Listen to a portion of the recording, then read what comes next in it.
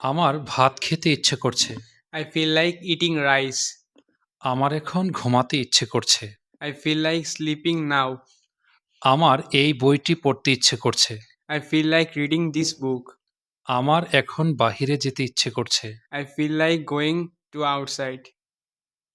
I feel like going outside. আমার এখন cricket খেলতে ইচ্ছে করছে। I feel like playing cricket now.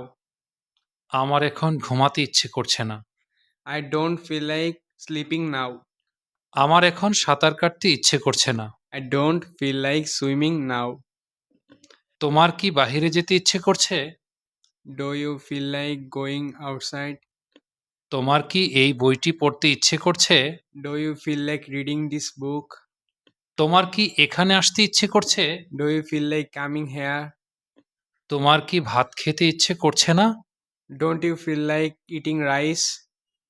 তোমার কি এই কবিতাটি পড়তে ইচ্ছে করছে না? Don't you feel like reading this poem?